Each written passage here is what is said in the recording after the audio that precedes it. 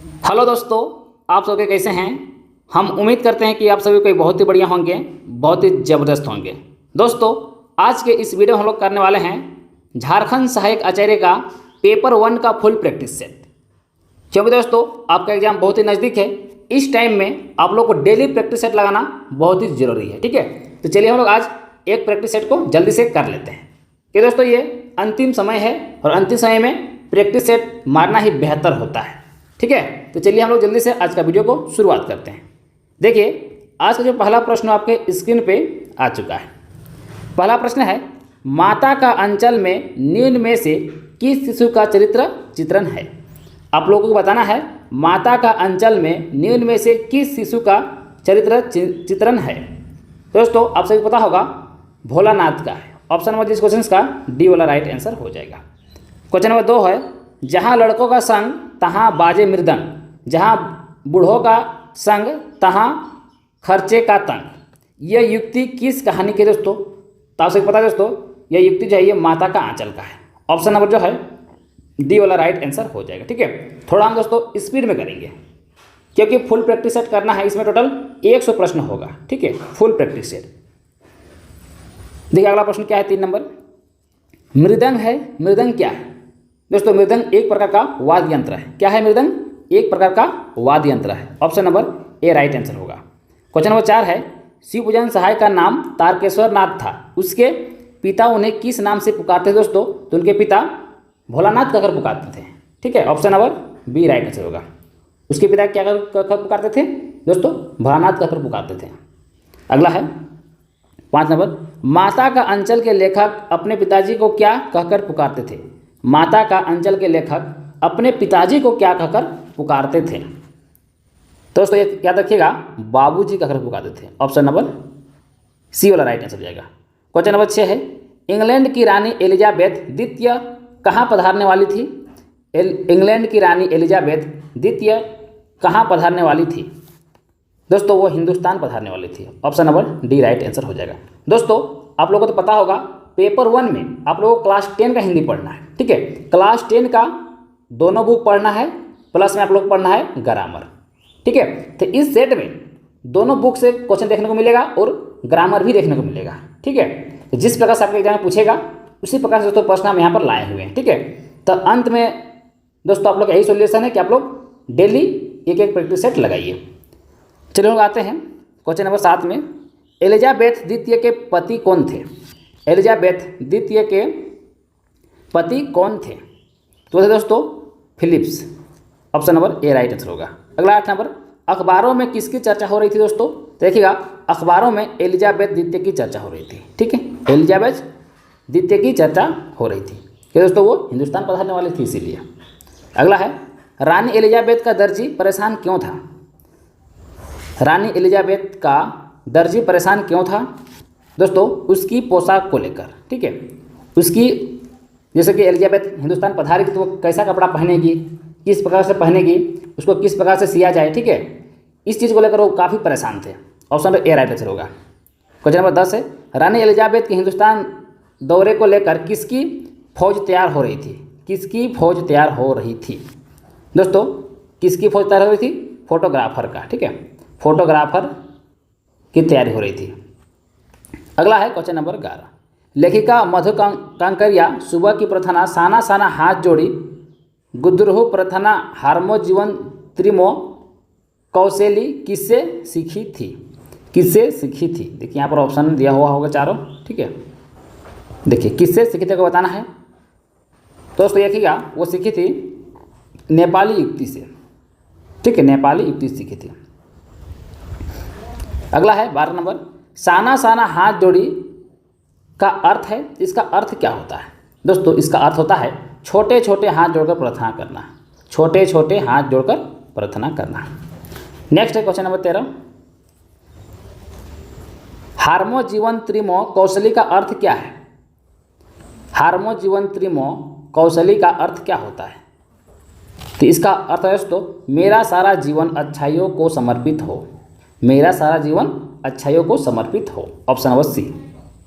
अगला है 14 नंबर, लेखिका को सुबह कहाँ निकलना था दोस्तों। देखिएगा लेखिका को सुबह युमथांग निकलना था, Yumthang. Option number D right answer होगा।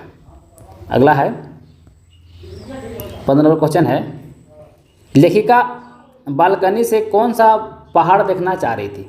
लेखिका बालकनी से कौन सा पहाड़ देखना चाह रही थी दोस्तों? देखिएगा, वो चाह रही थी कंचनजंगा पहाड़ देखना, कंचनजंगा पहाड़ देखना चाह रही थी। Option number D. अगला 16 नंबर, दुलारी का दरवाज़ा किसने खटखटाया था? दुलारी का दरवाज़ा किसने खटखटाया? देखिए दोस्तों, दुलारी का दरवाज़ा जो खटखटाया था वो था टुन्नू। Option number B. अगला है क्वेश्चन नंबर 17, तीज के अवसर पर दुलारी कहाँ गाने गई थी? दोस्तों, तीज के अवसर पर दुलारी खोजवा बाजार गाने गई थी। Option number C. Question number 18 है, किसे कजली गाने में महारत हासिल था? किसे कजली गाने में महारत हासिल था दोस्तों? तो ये देखिएगा, दुलारी को दोस्तों कजली गाने में महारत हासिल था, बहुत अच्छा गाती थी। ठीक है। अगला है, देखिए कजली क्या है? जैसे तो कजली एक प्रकार का कह सकते हैं गीत भी है, लोकगीत भी, और तीज में गाया जाने वाला गीत भी है। ठीक है, तीनों है, उपयुक्त सभी हो जाएगा। Option number D. क्या दोस्तों, अंत भी है, कम समय आप लोग के पास इसलिए हम बहुत स्पीड का आ रहे हैं। ठीक है, इसका आप लोग हम पीडीएफ भी दे देंगे, इसलिए दोस्तों आप लोग मेरे टेलीग्राम में जुड़ जाइएगा, या तो आप मेरे व्हाट्सएप ग्रुप में भी जुड़ सकते हैं। अगर आप लोग टेलीग्राम नहीं चलाते हैं तो दोनों का लिंक हम इस वीडियो के नीचे डिस्क्रिप्शन में डाल देंगे। ठीक है, ये पीडीएफ दोस्तों आज ही आप लोग को मिल जाएगा ग्रुप में, आप लोग सभी कोई जरूर जुड़ जाइएगा टेलीग्राम में, या तो आप लोग जुड़ सकते हैं मेरे व्हाट्सएप ग्रुप में। ठीक है, देखिए अगला क्वेश्चन क्या है 20 नंबर, रनिया ल परमेश्वरी लोट, रनिया ल परमेश्वरी लोट आगे है, दरगोड़े से घेवर बूंदिया, दे माथे मोती कर बिंदिया, और किनारी में सारी के टाक सोनहली गोट रनिया, ये गाना किसके द्वारा गाया गया है? तो जैसे बात दोस्तों, ये गाना गाया गया होगा वो टुन्नू के द्वारा ही गाया गया होगा। ऑप्शन नंबर जो है सी राइट आंसर हो जाएगा। ऑप्शन नंबर सी, 20 का क्या होगा? सी राइट आंसर हो जाएगा। अगला हम लोग आते हैं क्वेश्चन नंबर देखिए 21 में। क्वेश्चन नंबर 21 क्या है, मैं क्यों लिखता हूँ? मैं क्यों लिखता हूँ दोस्तों, ये क्या है? कहानी है कि कविता है कि निबंध है, क्या है ये? दोस्तों ये निबंध है। ठीक है, मैं क्यों लिखता हूँ क्या एक निबंध है ये। क्वेश्चन नंबर 22 है, किसके अनुरूप प्रत्यक्ष अनुभव जब अनुभूति का रूप धारण करता है तो रचना पैदा होती है? किसके अनुरूप प्रत्यक्ष अनुभव जब अनुभूति का रूप धारण करता है तो रचना पैदा होती है? तो इसका राइट आंसर तो अज्ञेय। ऑप्शन नंबर जिस क्वेश्चन का सी वाला राइट आंसर हो जाएगा।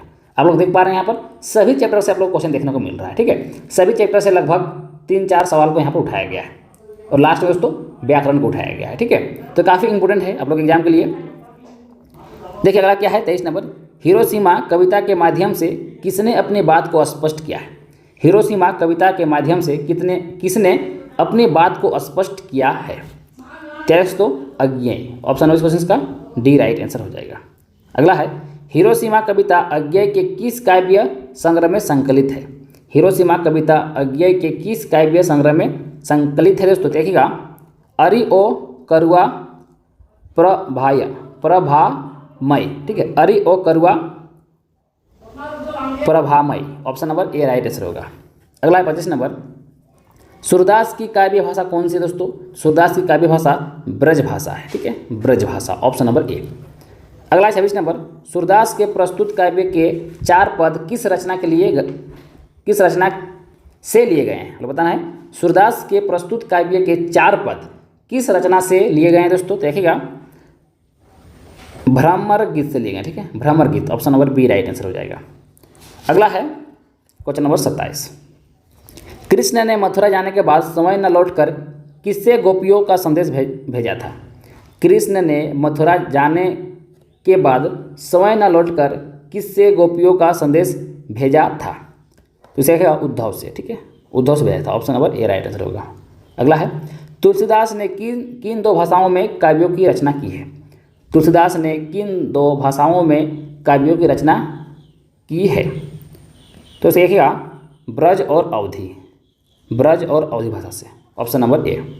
अगला 29 नंबर, विनय पत्रिका तथा कवितावली किस भाषा की रचनाएं हैं? विनय पत्रिका तथा कवितावली किस भाषा की रचनाएं दोस्तों? देखिएगा, यह है ब्रज भाषा के। Option number B right answer होगा। अगला है, रामचरितमानस का मुख्य छंद कौन सा है? रामचरितमानस का मुख्य छंद कौन सा है? तो दोस्तों वो है चौपाई। ऑप्शन नंबर जो है ए राइट आंसर होगा। अगला 31 नंबर, सवैये में किसके राजसी रूप का वर्णन है? सवैये में किसके राजसी रूप का वर्णन दोस्तों देखिएगा श्री कृष्ण का है, Shri Krishna, option number D. अगला है, कौन सा श्रृंगार मधुर ध्वनि उत्पन्न कर रहा है? कौन सा श्रृंगार मधुर ध्वनि उत्पन्न कर रहा है? तो दोस्तों कृष्ण का पायल, ठीक है, कृष्ण का पायल दोस्तों मधुर ध्वनि उत्पन्न कर रहा है। क्वेश्चन नंबर 33 है, कौन सा श्रृंगार किनकिना रही है? कौन सा श्रृंगार किनकिना रही है? तो दोस्तों कमर की करधनी, कमर की करधनी, option number A right answer होगा। अगला है 34 नंबर, आत्मकथ्य कविता की प्रवृत्ति कैसी है? दोस्तों आत्मकथ्य कविता की जो प्रवृत्ति है वह है छायावादी, option number C right answer होगा। अगला हम लोग आते हैं क्वेश्चन नंबर 35 में। क्वेश्चन नंबर 35 है, आत्मकथ्य किस कवि की कवितावली है? आत्मकथ्य किस कवि की कवितावली है? दोस्तों Jaishankar Prasad, Jaishankar Prasad, option number C right answer होगा। अगला है, जयशंकर प्रसाद ने घर पर किसकी शिक्षा प्राप्त की? किसकी शिक्षा प्राप्त की? दोस्तों देखिएगा संस्कृत, हिंदी और फारसी भाषा की शिक्षा प्राप्त की, ऑप्शन नंबर बी। अगला है 37 नंबर, आकाश में उभरते घुमड़ते बादल कैसे प्रतीत होते हैं? आकाश में उमड़ते घुमड़ते बादल कैसे प्रतीत होते हैं? देखिए दोस्तों बेचैन, बेचैन जैसा प्रतीत होता है, ये पूरा बेचैन है, इस तरह का प्रतीत होता है। 38 नंबर है, समस्त धरती किससे परेशान है? दोस्तों देखिएगा समस्त धरती भीषण गर्मी से परेशान है। अभी हाल फिलहाल में गर्मी खत्म हुआ है, वो पता होगा कितना परेशान आदमी हो गया था, ठीक है। धरती को कैसा बताया गया है? दोस्तों देखिएगा धरती को गर्म और तप्त बताया गया है। जिस प्रकार से कहानी में बताया जाएगा उसी प्रकार से आप लोग आंसर देना है, अपने मन से नहीं, ठीक है।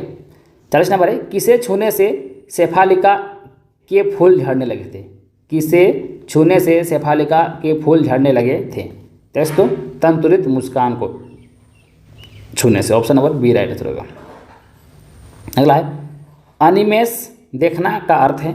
अनिमेष देखना का अर्थ क्या होता है? तो इसका अर्थ है दोस्तों लगातार देखना। अनिमेष देखना का मतलब है लगातार देखते रहना, ऑप्शन नंबर सी। 42 नंबर है, कवि और छोटे बच्चे के परिचय का माध्यम कौन बनाता है? कवि और छोटे बच्चे के परिचय का माध्यम कौन बनाता है? दोस्तों देखिएगा बच्चे की माता, बच्चे की माता, option number A right answer हो जाएगा। अगला है, छाया मत छूना कविता के माध्यम से कवि ने जीवन में किसकी उपस्थिति को दर्शाया है? किसकी उपस्थिति को दर्शाया? दोस्तों देखिएगा दुख से सुख तथा दुख की, सुख तथा दुख की उपस्थिति को दर्शाया, ऑप्शन नंबर जो है डी राइट आंसर होगा। अगला है, अपने अतीत को याद करने से मन कैसा हो जाता है? अपने अतीत को याद करने से मन कैसा हो जाता है? दोस्तों देखिएगा मन हो जाता है दुखी, ठीक है, दुखी हो जाता है मन। अतीत कहने का मतलब क्या है? जो बीत गया उसको अगर आप लोग याद करेंगे तो आप लोग को उदासी महसूस होने लगेगा फिर, ठीक है, तो आप लोग को बीता हुआ चीज़ को याद नहीं करना है, ठीक है। अगला है, सुख दुख के पहिए की तुलना किससे की गई है? सुख दुख के पहिए की तुलना किससे की गई? दोस्तों देखिएगा चांदनी रात के बाद आने वाले अमावस्या को किया गया है, ठीक है। सुख दुख के पहिए की तुलना दोस्तों चांदनी रात के बाद आने वाले अमावस्या से किया गया है, अमावस्या, ठीक है। अगला है, कन्यादान कविता में किसकी पीड़ा को बताया गया है? कन्यादान कविता में किसकी पीड़ा को बताया गया है? दोस्तों कन्या के माता की पीड़ा को, कन्या के माता की पीड़ा को दर्शाया गया है कन्यादान में, ठीक है। हम लोग पढ़े ना कविता तो आप लोगों को सब कुछ पता होगा। यहाँ पर हम लोग प्रैक्टिस सेट कर रहे इसलिए हम डिफाइन नहीं करेंगे, ठीक है, तो फिर वीडियो लंबा हो जाएगा। माता की अंतिम पूंजी किसे कहा गया है? दोस्तों माता की अंतिम पूंजी कन्या को ही कहा गया है, ऑप्शन नंबर बी। 48 नंबर है, एक मरण धर्मा और अन्य किनकी रचना है? किनकी रचना है? एक मरण धर्मा, ठीक है, एक मरण धर्मा और अन्य, ये जो है दोस्तों ये किसकी रचना है बताना है। तो ये दोस्तों है ऋतुराज की रचना है, ऋतुराज, ऑप्शन नंबर जो है बी राइट आंसर हो जाएगा। दोस्तों अगर आप लोगों को वीडियो पसंद आ रहा है दोस्तों तो वीडियो के एक बार सभी को लाइक कर दीजिएगा, ठीक है। आप लोग लाइक करते थे हमें अच्छा लगता है, ठीक है। और भी हम प्रैक्टिस सेट लाएंगे तो आप लोग कमेंट में बताइएगा कि आप लोग को और भी प्रैक्टिस सेट चाहिए क्या, ठीक है, तो सभी कमेंट कीजिएगा। देखिए 49 नंबर प्रश्न क्या है, वर्तमान में मंगलेश डबराल किस संस्था से जुड़े हुए हैं? वर्तमान में मंगलेश डबराल किस संस्था से जुड़े हुए हैं? दोस्तों नेशनल बुक ट्रस्ट से, नेशनल बुक ट्रस्ट संस्था से जुड़े हुए हैं। अगला 50 नंबर, गायन में मुख्य गायक का साथ कौन देता है?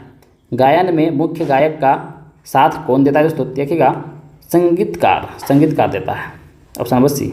अगला है संगीतकार अधिकांशतः कौन से लोग होते हैं? तो जो अधिकांश जो होते हैं वो होते हैं मुख्य गायन के छोटे भाई, चेले, रिश्तेदार, ये सभी हो जाएगा। Option number D. अगला है 52 नंबर। कस्बे में कितने ओपन एयर सिनेमा घर है? कस्बे में कितने ओपन एयर सिनेमा घर थे पूछ रहा है दोस्तों। देखिएगा 2 थे वहाँ पर। ऑप्शन नंबर ए। अगला है कस्बे में विकास कार्य किसके द्वारा कराया जाता था? कस्बे में विकास कार्य किसके द्वारा कराया जाता था दोस्तों? देखिएगा नगर पालिका के द्वारा कराया जाता था। Option number D. अगला है 54 नंबर। नगर पालिका ने मुख्य बाजार के मुख्य चौराहे पर किसकी प्रतिमा लगवाई थी? नगर पालिका ने मुख्य बाजार के मुख्य चौराहे पर किसकी प्रतिमा लगवाई थी? दोस्तों नेताजी का प्रतिमा लगवाई थी। ऑप्शन नंबर जो है ए वाला राइट आंसर हो जाएगा। ठीक है, 54 का ए नंबर। हम लोग चलते हैं अगला प्रश्न पे, क्वेश्चन नंबर 55 में। क्वेश्चन नंबर 55 है, नवाब साहब ने खीरों का रसास्वादन किस प्रकार किया? नवाब साहब ने खीरों का रसास्वादन किस प्रकार किया? दोस्तों वो क्या था? सूंघ कर। ऑप्शन नंबर जो इस क्वेश्चन का सी राइट आंसर हो जाएगा। 56 नंबर है, नवाब साहब के खीरा इस्तेमाल करने के इस तरीके को लेखक ने संतुष्ट होने का कौन सा तरीका बताया है? बताना है। नवाब साहब के खीरा इस्तेमाल करने के इस तरीके को लेखक ने संतुष्ट होने का कौन सा तरीका बताया है? तो बताया दोस्तों सूक्ष्म, नफीस, एब्स्ट्रैक्ट, ये सही बताया है। ऑप्शन नंबर जो इस क्वेश्चन का डी राइट आंसर होगा। अगला है 57 नंबर। लेखक ने अपनी कहानी के माध्यम से किन लोगों का कटाक्ष किया है? लेखक ने अपनी कहानी के माध्यम से किन लोगों का कटाक्ष किया है? दोस्तों बनावटी लोगों पर कटाक्ष किया। ऑप्शन नंबर इस क्वेश्चन का सी राइट आंसर हो जाएगा। अगला है, काबिल बुल्के के मन में किसके लिए अधिक लगाव नहीं था? किसके लिए अधिक लगाव नहीं दोस्तों? तो पिता और भाई के लिए अधिक लगाव नहीं था, यानी ऑप्शन नंबर सी, दोनों के लिए नहीं था।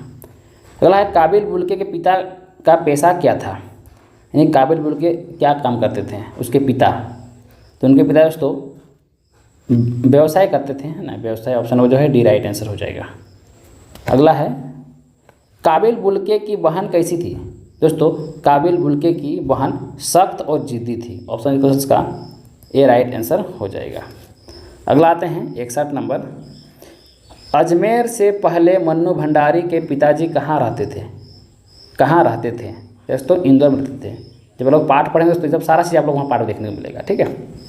अगला है, मन्नू भंडारी के पिताजी किस राजनीतिक संगठन से जुड़े थे?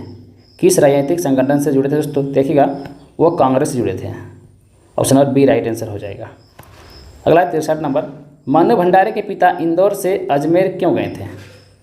क्यों गए थे दोस्तों? आर्थिक समस्या कारण गए थे। ठीक है, आर्थिक समस्या कारण गए थे। ऑप्शन नंबर जो है सी राइट आंसर हो जाएगा। अगला हम आते हैं क्वेश्चन नंबर 64 में।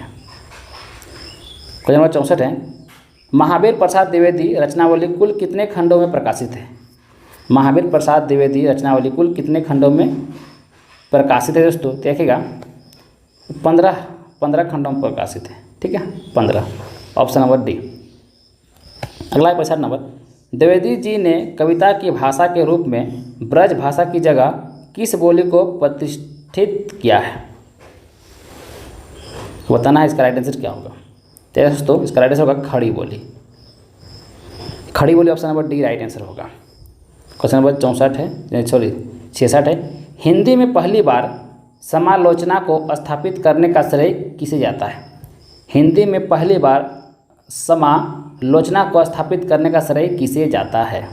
तो दोस्तों द्विवेदी जी को जाता है। ऑप्शन इस क्वेश्चन का डी राइट आंसर हो जाएगा। नौबत खाने में इबादत किस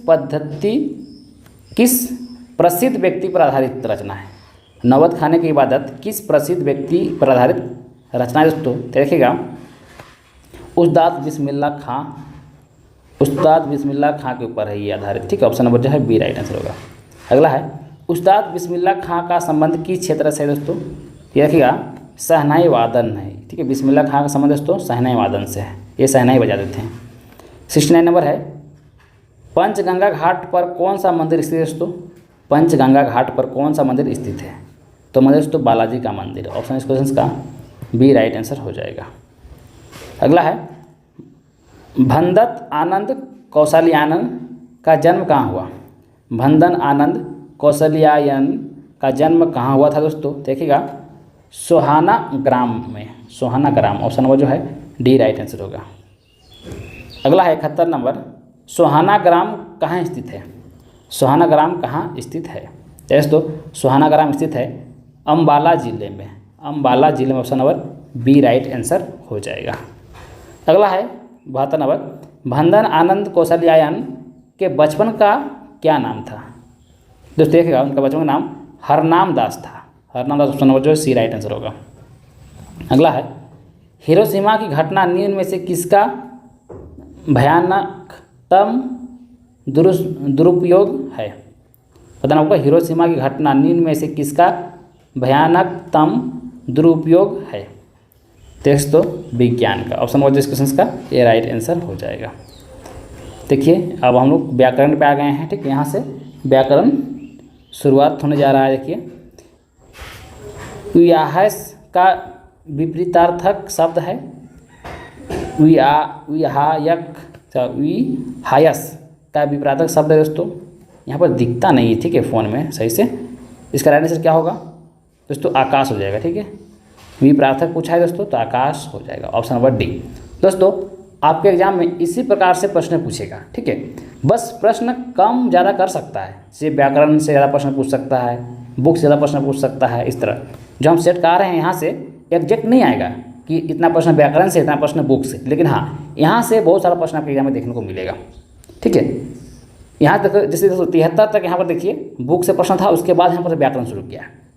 यानी व्याकरण तो यहाँ पर कम दिया इस सेट पे। आपके एग्जाम में ऐसा नहीं भी हो सकता है कि दोस्तों आपके सिलेबस में पूरा क्लियर नहीं किया हुआ है कि कितना प्रश्न व्याकरण से लेंगे, कितना प्रश्न बुक से लेंगे, गद्यांश पद्यांश डालेंगे कि नहीं डालेंगे। आपके एग्जाम में कुछ भी नहीं लिखा हुआ है, डायरेक्ट वहाँ साफ साफ लिख दिया है कि आप माध्यमिक स्तर तक आप लोगों को पूछेंगे। यानी माध्यमिक स्तर का आपको हिंदी पढ़ना है, सिर्फ ही लिखा हुआ है। ठीक है, तो आप लोग सारे बुक का कंप्लीट कर लीजिए, पढ़ के गद्यांश पद्यांश भी कर लीजिए, वहाँ से भी प्रश्न पूछा जा सकता है। ठीक है, वहाँ से देख के आंसर देना होता तो और आसान ही। ठीक है, वो नहीं भी पढ़ा होता तो भी बच्चा का बन जाता है। अब देखिए आदि से लेकर अंत तक, आदि से लेकर अंत तक इसका राइट आंसर दोस्तों उद्धोपांत हो जाएगा। आधोपांत, ऑप्शन नंबर जो बी राइट आंसर हो जाएगा। अगला है, राजनीति अब एक व्यवसाय बनती जा रही है जो गुंडागिरी के बल पर चलती है। ये किस प्रकार का वाक्य है दोस्तों? देखिए ये मिश्र वाक्य है। मिक्स क्या हुआ देखिए, राजनीति अब एक व्यवसाय बनती जा रही है, एक सेंटेंस तो हो गया, जो गुंडागिरी के बल पर चलती है। देखिए यहाँ पर एक और मतलब मिक्स कर दिया, ऑप्शन नंबर बी राइट से होगा मिक्स। ठीक है, अव्यय अव्यय है दोस्तों। अव्यय क्या है दोस्तों? अव्यय जो है ये अविकारी शब्द है। ठीक है, अव्यय दोस्तों अविकारी शब्द है। हम लोग आते हैं नेक्स्ट क्वेश्चन पे। नेक्स्ट क्वेश्चन है 78 नंबर। 78 नंबर क्वेश्चन है, कार्यकाल ज्ञापन में किस अनुच्छेद का क्रमांक नहीं लिखा जाता है? कार्यालय ज्ञापन में किस अनुच्छेद का क्रमांक नहीं लिखा जाता है? दोस्तों देखिएगा पहले का, ऑप्शन नंबर इस क्वेश्चन का ए राइट आंसर हो जाएगा। अगला है 79 नंबर, निम्नलिखित में से कौन सा शब्द संज्ञा है? संज्ञा शब्द बताना है। ठीक है, यहाँ पर दोस्तों जो क्रोध है ये संज्ञा है। ठीक है, option number B right answer हो जाएगा। अगला है 80 नंबर, निम्नलिखित में से कौन सा शब्द एक वचन नहीं है? एक वचन नहीं है दोस्तों, कौन एक वचन नहीं है? हवा तो एक वचन है, वर्षा भी है, आग भी है, एक वचन नहीं है दोस्तों। समाचार एक वचन नहीं, ये बहुवचन है। ठीक है, option number D right answer हो जाएगा। अगला 81 नंबर, इनमें सर्वनाम का विकारक शब्द है। इनमें सर्वनाम का विकारक शब्द दोस्तों देखिएगा लिंग। लिंग है दोस्तों, option number A right answer होगा। अगला है, कोई बैठा है, इस वाक्य में रेखांकित सर्वनाम है। कोई बैठा है, इस वाक्य में रेखांकित सर्वनाम दोस्तों देखिएगा इसका जो राइट आंसर हो जाएगा दोस्तों वो हो जाएगा अनिश्चय वाचक। देखिए कोई बैठा है ना, कोई लगा दिया, हमको पता ही नहीं है पहले से कौन है। सो कोई बैठा है, कहाँ कौन बैठा है हमको पता ही नहीं, तो निश्चित नहीं है, इसलिए अनिश्चित हो गया। Option number C right answer हो जाएगा। अगला है, इनमें से गुणवाचक विशेषण कौन सा है? गुणवाचक विशेषण बताना है, ठीक है। गुणवाचक विशेषण इनमें से कौन सा है दोस्तों? गुणवाचक विशेषण, ठीक है। इसका आंसर जो हो जाएगा नया। ये गुण है कि नया है, ठीक है। Option number B right answer हो जाएगा। अगला है, जिस क्रिया में व्यापार का फल कर्ता पर पड़े उसे कहते हैं दोस्तों, तो उसे कहा जाता है अकर्मक क्रिया, ठीक है।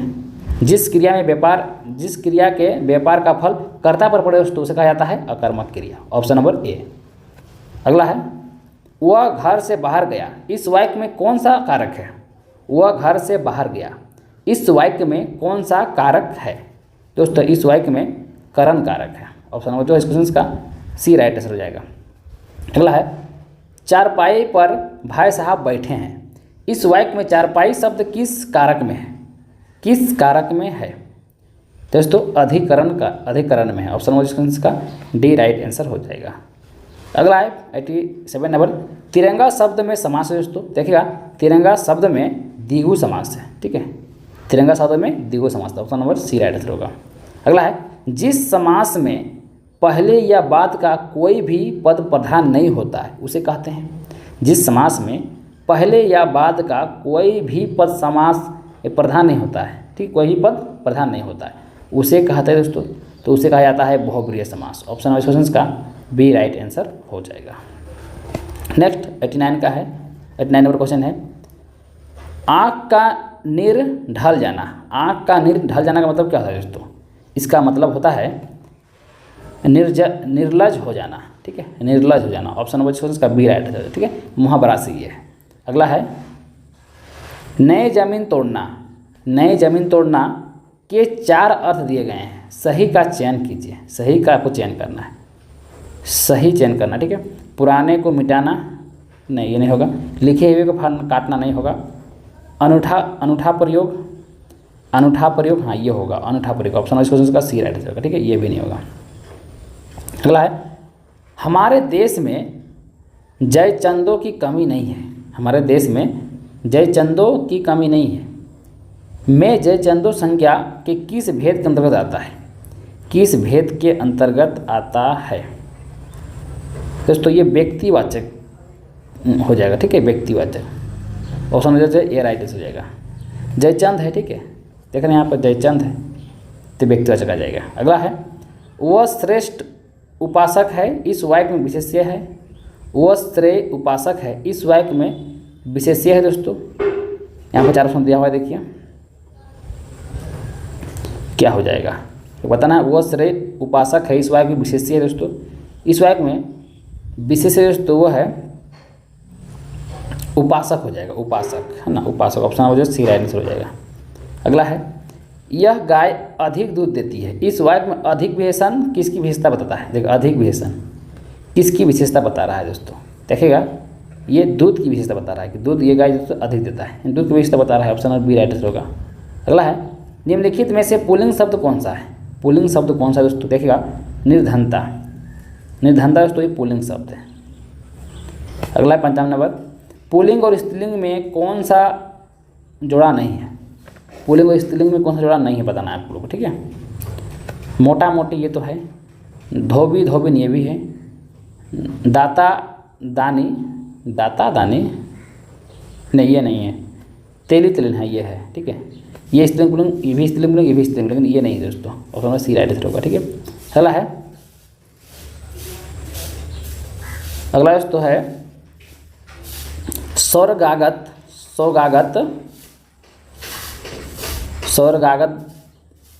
क्या है दोस्तों? इसका आंसर हो जाएगा तत्पुरुष है। ये जो शब्द है दोस्तों ये तत्पुरुष शब्द है। ऑप्शन हो जाए ए राइट आंसर हो जाएगा। अगला है, कमल नयन में कौन सा समास है? कमल नयन में कौन सा समास है दोस्तों? कर्मधारय समास है। ऑप्शन नंबर का सी राइट आंसर हो जाएगा। अगला है, अंधे के आगे रोना। अंधे के आगे रहने का मतलब दोस्तों निर्दय से दया की याचिका करना। जिसका पास दया नाम का चीज़ ही नहीं है उससे आप उम्मीद करेंगे कि हमें दया करेगा मेरे ऊपर, ऐसा नहीं हो सकता है, ठीक है। ऑप्शन नंबर जो है ए राइट आंसर हो जाएगा। दोस्तों अगर आप लोग को वीडियो पसंद आ रहा है तो वीडियो को सभी को एक बार लाइक कर दीजिएगा, ठीक है। आप लोग लाइक करते थे हमें अच्छा लगता है, और हमें और भी वीडियो बनाने का अंदर से जिज्ञासा उत्पन्न होता है, कहने का मतलब। ठीक है, तब वो जरूर वीडियो को लाइक कर दीजिएगा। और हाँ, अगर आप लोग मेरे चैनल में पहली बार आए होंगे तो चैनल को जरूर सब्सक्राइब कर लीजिएगा, तभी आप तक मेरा वीडियो सबसे पहले पहुँचेगा। ठीक है, क्योंकि दोस्तों बहुत सारे बच्चे ये कमेंट करते हैं कि सर आपका वीडियो मेरे पास नहीं पहुँचता है। तो सब लोग सब्सक्राइब नहीं किए होंगे, तभी आप लोग तक नहीं जा रहा है। ठीक है, सब्सक्राइब करके बेल आइकन की घंटी जो होगा दोस्तों उसको दबा दीजिएगा, ताकि नोटिफिकेशन भी आप लोग को मिलते रहेगा। ठीक है, देखिए अगला प्रश्न 99 क्या है। अंधेरे का दीपक, अंधेरे का दीपक दोस्तों इसका मतलब है एकलौता पुत्र। ठीक है, एकलौता पुत्र। अगला है 100 नंबर। संज्ञा के भेद लिखिए। हिमालय की सुंदरता देखते ही बनती है। संज्ञा के भेद लिखिए, और आगे लिखा हुआ है हिमालय की सुंदरता देखते ही बनती है दोस्तों। तो दोस्तों ये आ जाएगा व्यक्तिवाचक। ठीक है, व्यक्तिवाचक, हिमालय पर्वत दोस्तों व्यक्तिवाचक हो जाएगा। ऑप्शन नंबर 20 क्वेश्चन का बी वाला राइट आंसर हो जाएगा। दोस्तों हम उम्मीद करेंगे कि प्रैक्टिस सेट आप सभी को बहुत ही पसंद आया होगा, और पसंद आया होगा अभी तक तो लाइक कर ही दिए होंगे। ठीक है, चलो मिलते हैं नेक्स्ट वीडियो में, तब तक के लिए थैंक यू।